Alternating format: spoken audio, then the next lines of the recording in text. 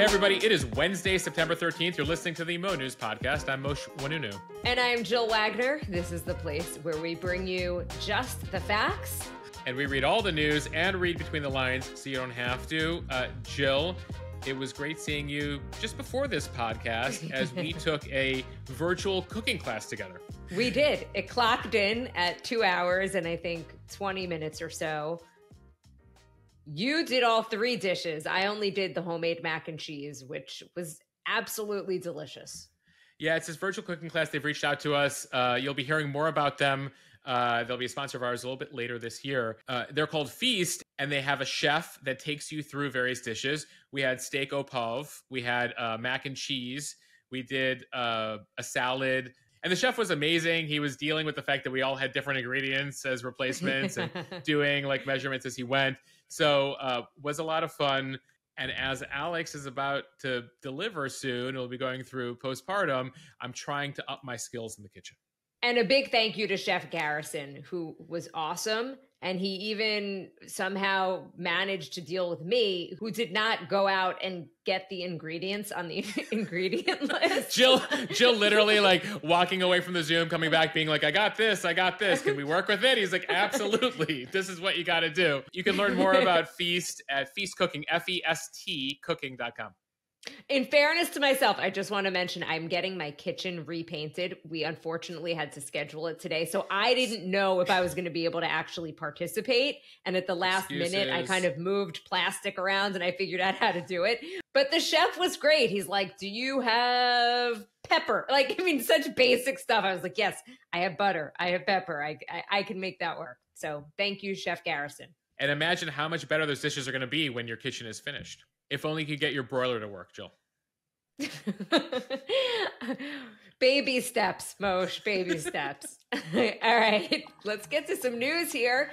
Turns out some of those over-the-counter cold medications that we've been using for years, well, the FDA says they don't work. On to politics, another president, another impeachment, at least an impeachment inquiry. Speaker McCarthy taking aim at President Biden.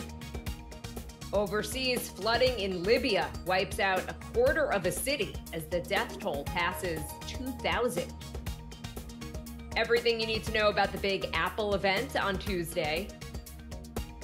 TikTok getting into shopping. In a surprising turn of events, workers who get promotions more likely to quit their jobs. We'll explain. And in the sports world, Aaron Rodgers out for the rest of the season. Plus, Moshe has on this day in history. Jill, believe it or not, two iconic moments a couple years apart. You get a car, and you get a car, and you get a car. And I'm going to let you finish, but Beyonce should have won this award. Both on this day in history. All right, some major news in the health world. We've all basically been taking placebos for our colds. An FDA panel says a common over-the-counter decongestant simply does not work. The ingredient is called phenylephrine. It's found in a bunch of over-the-counter cold and allergy medicines, things like Sudafed PE, Vicks Sinex, and Benadryl Allergy Plus Congestion. In a unanimous vote, the FDA declared oral formulations of phenylephrine ineffective. It's a decision that's expected to disrupt the market for over-the-counter cold and allergy medications. Phenylephrine is the most popular oral decongestant in the United States. It generates about $1.8 billion in sales per year. The drug thought to relieve congestion by reducing the swelling of blood vessels in the nasal passages. According to a report from NBC News, the panel's vote reflects damning evidence provided by the FDA that found when phenylephrine is taken orally, a very small amount of the drug actually reaches the nose to relieve congestion. So we should note here that this impacts things like Sudafed PE, Vicks Sinex, oral pills with phenylephrine, regular Sudafed, and others behind the counter, the ones that you have to ask the pharmacist for, contain something called pseudoephedrine. They are still effective. You can get them without prescription, but you do have to ask a pharmacist for them. So just to review here, phenylephrine, not good. Pseudoephedrine, good. All the sprays, good. Oral pills is where you have to look. You want the pseudoephedrine. not the phenylephrine, it appears. The FDA will now have to decide whether to revoke the drug's over-the-counter designation as, quote, generally recognized as safe and effective. Without that designation, products containing phenylephrine may need to be removed from store shelves, and manufacturers will have to develop new formulations. Just a little background here. Phenylephrine gained popularity in the early 2000s as a replacement for pseudoephedrine. That's, again, the decongestant used in Sudafed. That was moved behind the counter back in 2006 as an attempt to curb its misuse as an ingredient in meth. It was being used to make meth, so Sudafed and anything, the good stuff, as some people wrote to me, or the effective stuff, you got to ask the pharmacist for. The concern goes beyond ineffectiveness, though, when it comes to phenylephrine. It can come with side effects such as headaches, insomnia, nervousness. At higher doses, it can also increase blood pressure. Again, the panel here not questioning the effectiveness of the nasal spray phenylephrine. The nasal spray, it works. It's when phenylephrine is in an oral pill that apparently it's not effective. A bunch of pharmacists were messaging us on Instagram, Jill, saying, we've known this all along. I can't believe it took the FDA this long to announce it. That is quite troubling. What else are we taking that doesn't work? Jill, I think I'm like so many people where like you get a cold, it's not clearing. You go to CVS or Walgreens or whatever your local pharmacy, and you don't want to have to stand in line for the pharmacist. So you go through that aisle and there's a million options, this for sinus, this for this, whatever. And you just take for granted that whatever it describes, whatever ailments it's going to help you with, that it'll be effective for those. And look here, FDA says, actually, not so much. Though it does come in recent years, as we've learned a lot about the FDA and CDC, how long it takes them to deal with some things. And this just seems to be the latest. Okay, now on to politics, and remarkably what's becoming somewhat routine these days, an impeachment investigation on Capitol Hill. On Tuesday, Republican Speaker Kevin McCarthy announced that he is directing the U.S. House to open a formal impeachment inquiry into President Biden over his family's business dealings. The timing here, noteworthy, given that the presidential election about to heat up. Let's take a listen to part of McCarthy's statement. These are allegations of abuse of power, obstruction, and corruption, and they warrant further investigation by the House of Representatives. So what does this all mean? An inquiry is a step toward impeachment. It will be led by Oversight Committee Chairman James Comer in coordination with the Judiciary Committee Chairman Jim Jordan and Ways and Means Chairman Jason Smith. So you got James, Jim, and Jason on top of this. Triple J. Yes, and get ready to hear more from all of those J's coming up. It is notable that McCarthy launching that inquiry without a House vote. It's something that he had vowed not to do. And back in 2019, he was really critical of then Speaker Nancy Pelosi for declaring the start of an impeachment inquiry into President Trump without a formal House vote as well. But Moshe, can you just walk us through what these allegations are against Biden? Yeah, let's take people through the process here. So the inquiry has opened without a vote. Significant, you mentioned, because McCarthy said he was going to have a vote. Well, you know what it means? He doesn't have the votes right now. He has a 5-seat majority, and that means he doesn't have enough Republicans on board with even opening up an impeachment inquiry, which is why he sent it straight to committee. So he's doing just what Pelosi did. Surprise, surprise, sending it straight to committee. Now, what the committees will do, Triple J, they're going to take months here, maybe a year, to investigate and then decide, are there crimes, what they call in the Constitution, high crimes and misdemeanors. Now, that is a very vague phrase the founders put in there that hasn't been updated. It actually comes from England like 700 years ago, high crimes and misdemeanors. And so we're still following that. So will they determine there were high crimes and misdemeanors? If they do, then they write up articles of impeachment, effectively the crimes they believe the president committed. You then vote on those articles. Just to recap here, Trump's first impeachment on Ukraine had 2 articles of impeachment. He was impeached on 2 articles. His second one on January 6th, he was impeached on 1 article. If you go back to Clinton in 98, they actually came out with 4 articles of impeachment, the Republicans did. They actually only passed 2 of them in the House in all 3 cases, Clinton and both Trump's. They were impeached by the House, not convicted in the Senate. In fact, in the entire history, American history, we've never convicted a president and kicked them out of office. We've just impeached them in the House. And so effectively, that'll happen again here because Democrats run the U.S. Senate. So they're definitely not convicting Joe Biden. of impeachment. And so effectively what we have here through this whole process, just know the way it ends here, everybody, is potentially with a condemnation and impeachment by the House and then no conviction. Now, as far as what they're looking into here, McCarthy says that multiple House investigations so far paint what he sees as a, quote, culture of corruption around the Biden family as Republicans probe the business dealings of the president's son, Hunter Biden. From when Biden was vice president, they believe that Biden, as vice president, may have benefited financially from his son's work, helped to enrich his son. They have not been able to prove yet, despite years of investigations, that Biden did anything policy-wise to help his son, nor make any money while he was VP. But McCarthy says, we need to look further into this. This is why we're doing the inquiry. Separately, they're also looking further into whistleblowers. These are people at the IRS, DOJ, who allege that the Biden White House got involved, gave special treatment to Hunter while they were investigating him. Though keep in mind, Hunter is about to be indicted after that plea deal fell through. So we'll see what happens there and what comes of those allegations. Now, again, it's up to the Republicans here in the House to determine, again, whether they see high crimes and misdemeanors. Timing is interesting, as you mentioned, around the election. Many House Republicans have already endorsed Trump. Trump is looking for revenge here. He's been impeached twice. They also want to bring Biden into the dirt, make voters feel like, Trump's got his 4 indictments, Biden's being impeached, it's all dirty. That's one of the goals here. McCarthy also is facing pressure from his right flank, Matt Gaetz, Marjorie Taylor Greene, others who actually have said they're not going to even fund the government, keep the government open at the end of the month. That's when it's up again, unless they see some real traction on impeachment. McCarthy also has the moderates, the swing staters.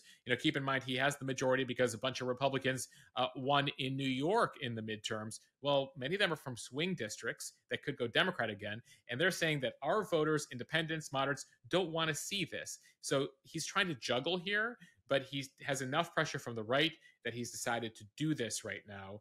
The White House calling this what they say is politics at its worst. Quote, House Republicans have been investigating the president for 9 months. They've turned up no evidence of wrongdoing. Meanwhile, over on the other side of Capitol Hill, the Senate, they're rolling their eyes, and that includes some Senate Republicans.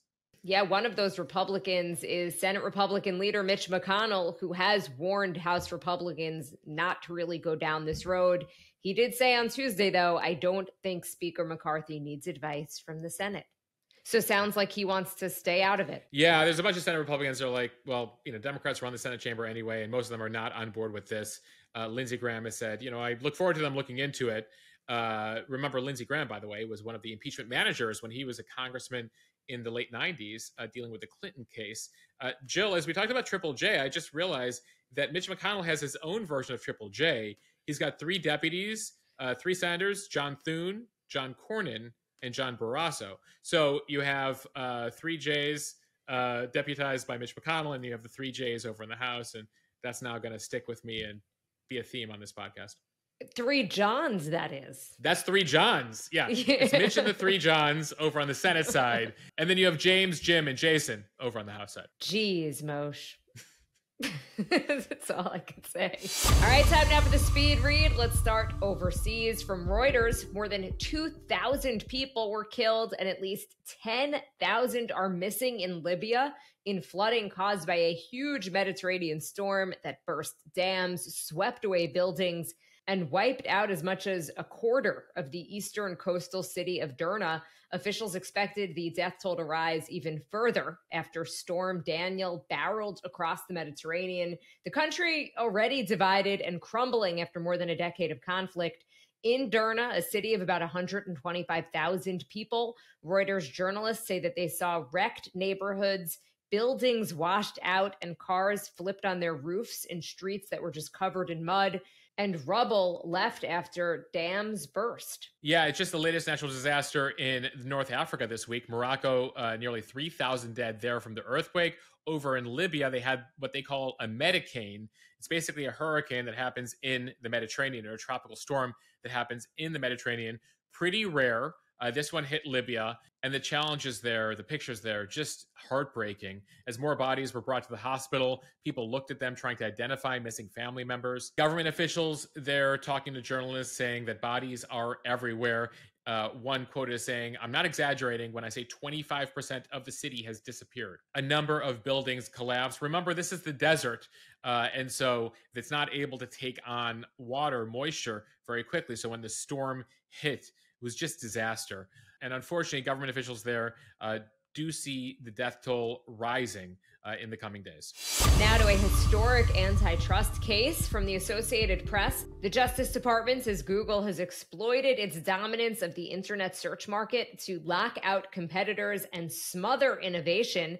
This is the allegation as the biggest U.S. antitrust trial in a quarter century gets underway. The Justice Department's lead litigator saying, quote, "This case is about the future of the internet and whether Google's search engine will ever face meaningful competition." The Justice Department filed that antitrust lawsuit against Google nearly 3 years ago during the Trump administration, alleging that the company has used its internet search dominance to gain an unfair advantage against competitors.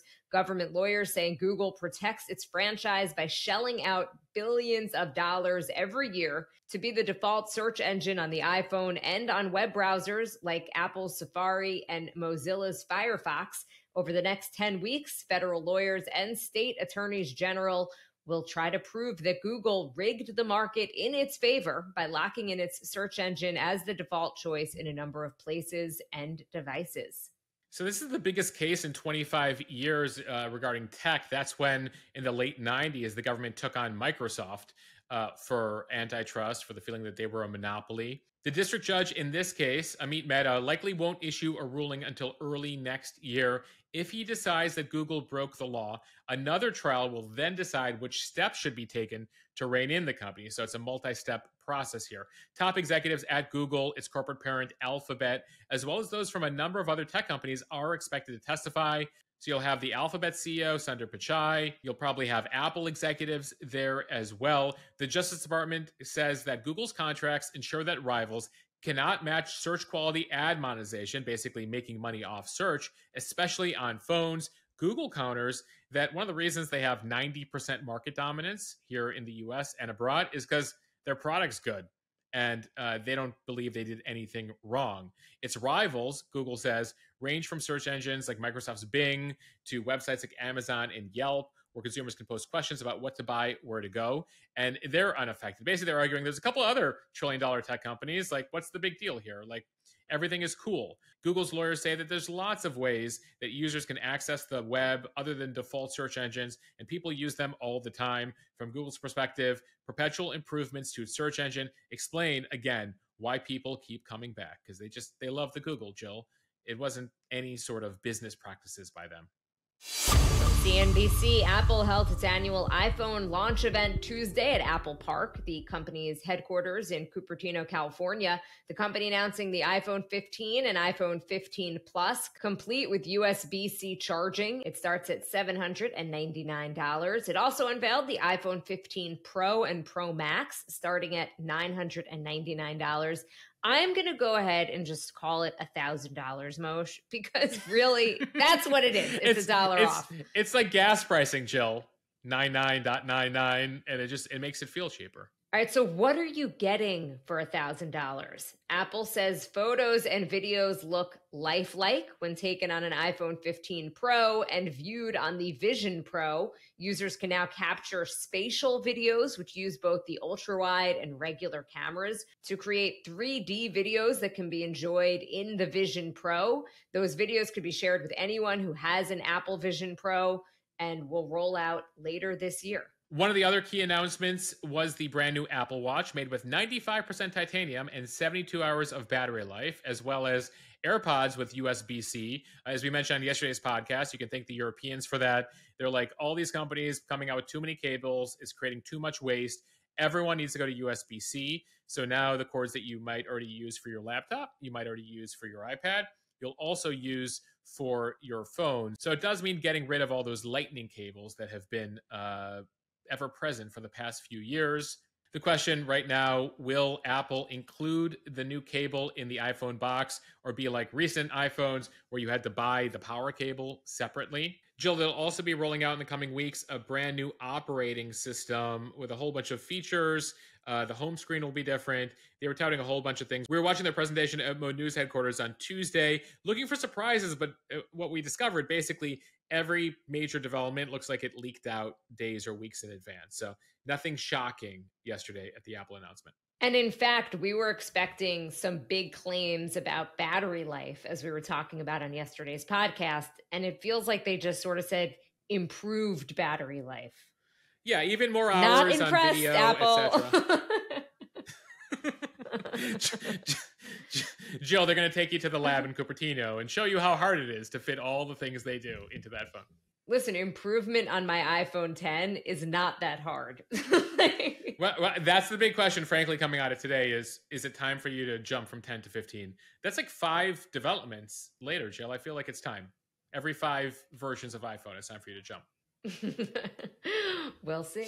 All right, an unexpected story in the world of business from Axios. Apparently, workers who get promoted are more likely to quit their jobs. This is according to an analysis from ADP. The conventional wisdom is that promotions are a classic retention tool that help keep top performers from jumping ship, particularly important in today's still tight job market. Researchers looked at data from 1.2 million workers at companies with a minimum of 1,000 employees from 2019 to 2022 and built a model to predict someone's risk of leaving after their first promotion.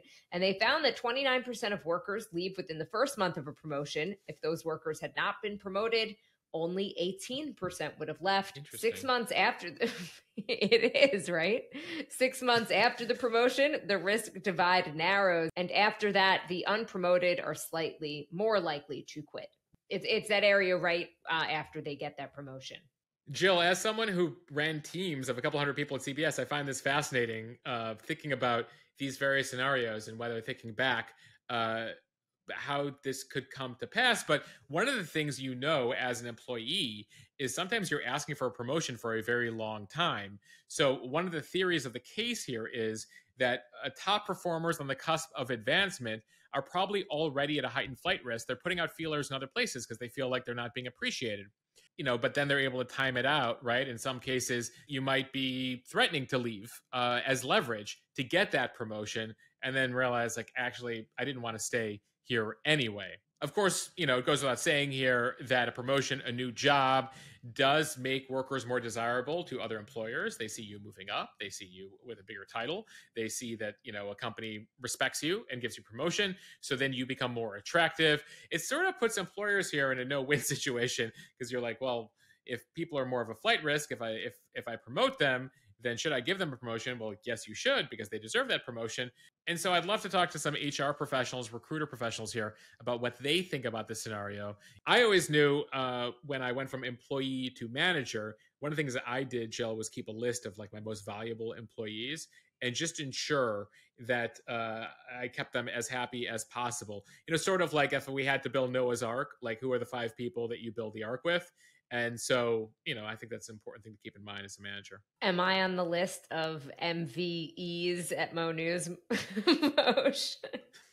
Jill, you're number 1. Are you happy right now? Should we give you, hold on, should I give you a promotion or does that make you a flight risk?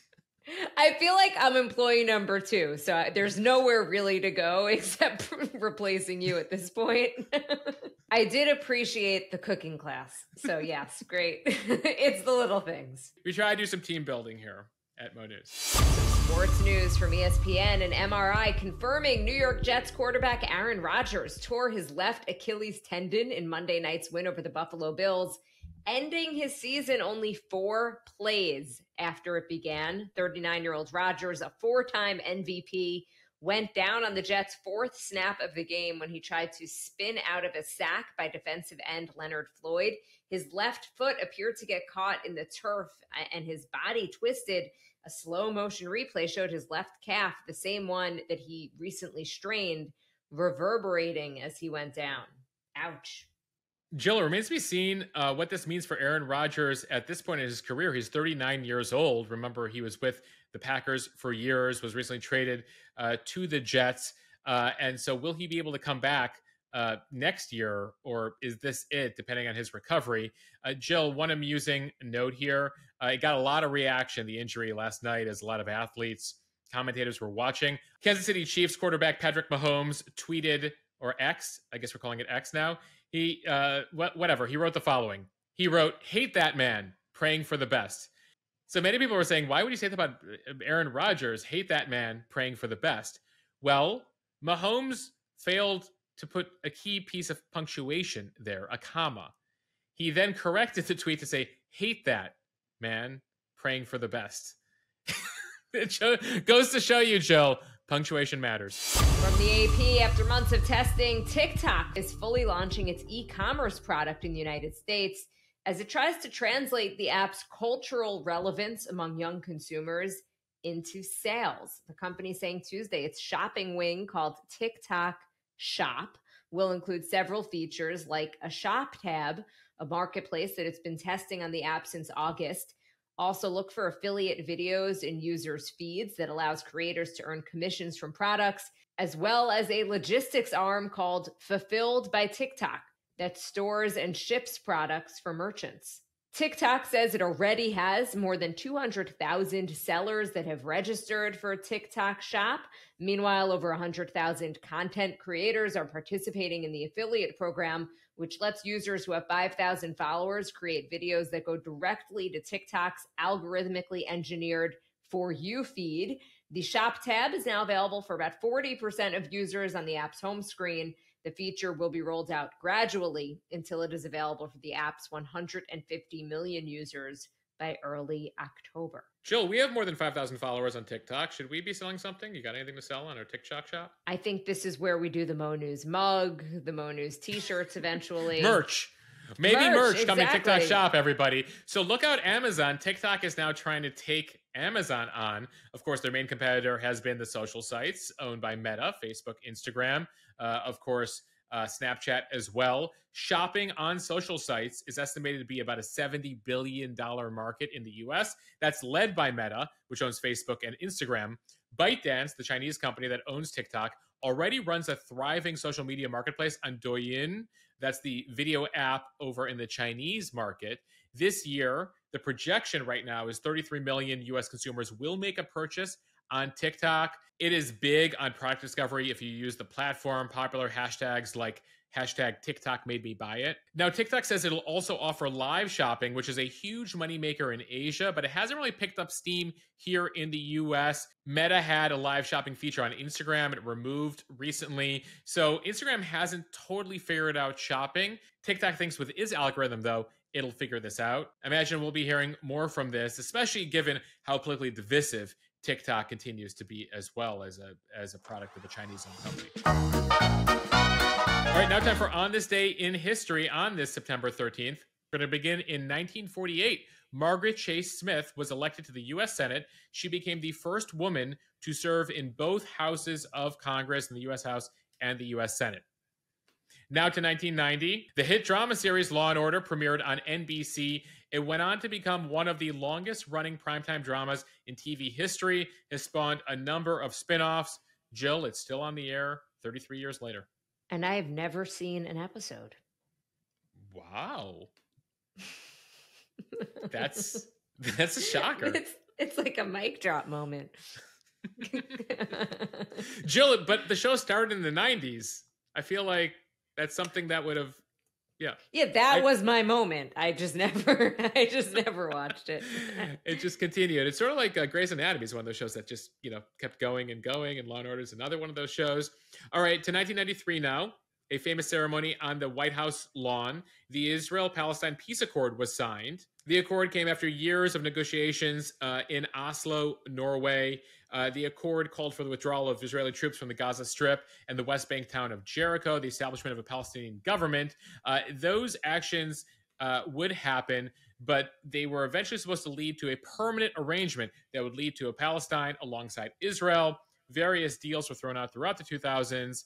Nothing the two sides could agree to. A couple deals the Israelis put forth, the Americans put forth, but the Palestinians said no deal. And here we are 30 years later after that peace agreement, still with no permanent deal. All right, a bit of pop culture news here. On this day in the year 2000, Almost Famous is released in theaters across the US. The film was actually a semi-autobiographical account of writer-director Cameron Crowe during his time in the 70s when he was a teenager covering bands. Jill, I assume you've seen Almost Famous.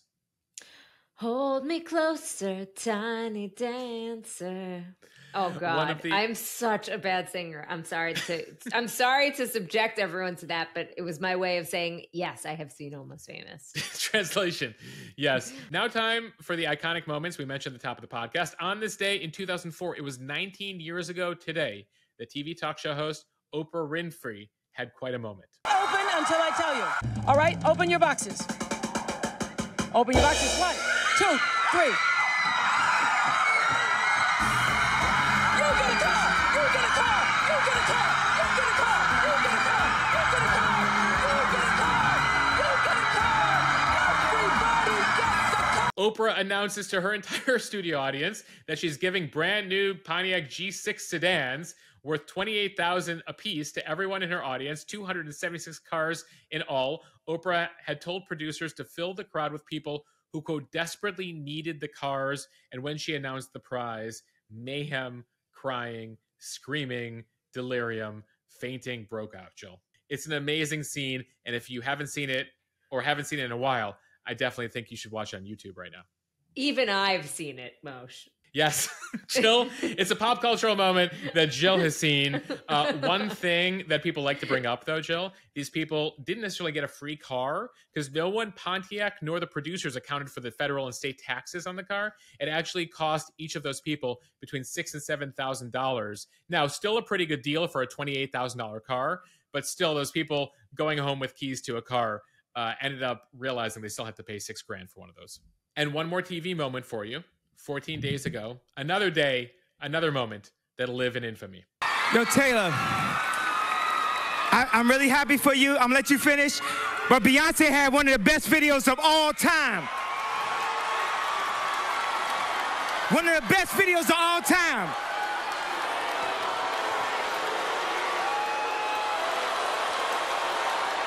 Kanye West on stage at the MTV Video Music Awards in 2009, taking the mic away from Taylor Swift, saying that they made a bad move.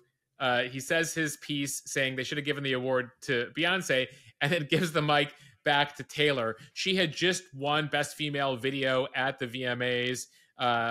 He believed that Single Ladies by Beyonce should have won. Notably, later in the broadcast, when Beyonce won Video of the Year that night, she then brought Taylor on stage to finish her speech. A couple things here. When people show you who they are, believe them.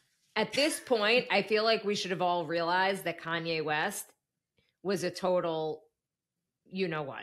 Actually, Jill, one person who filled in the blanks there, Barack Obama, was actually asked about that moment in an interview. He was president at the time, and he said he's a jackass. And he was right. And it's one of those moments that it just keeps aging worse and worse. Would he have ever done that if Taylor Swift wasn't a teenage girl? Would he have done that to a man? Definitely not. I think it's very clear at this point who Kanye West is, Jill. But still remarkable, on this day, September 13th, you have the Oprah giving away a car moment and the Taylor Swift Kanye West moment. Two of those rare TV moments that you're still talking about decades later. Well, the Kanye one is clearly getting me fired up right now. Maybe it's time to end the podcast here, Jill. Yes, I'm going to let you finish, but let's end the podcast. Nicely done. All right. We want to thank you for listening to the Mo News podcast. If you like what you hear, please share this with your friends. It will help us grow. Follow us and subscribe so you don't miss an episode, and review us in the App Store. We got a lot of nice compliments recently over on Instagram from podcast listeners. Jill, we got a note yesterday from somebody who said they had no idea the Monkees were a fake band created for TV. They learned that on this day yesterday. Also heard from somebody who listens to this podcast with their 9-year-old on the way to school every day, and it provokes really compelling, important conversations. So whether you grew up with the Monkees or you're 9 years old, we try to be a podcast for everybody here. All right. Bye, everybody. Later.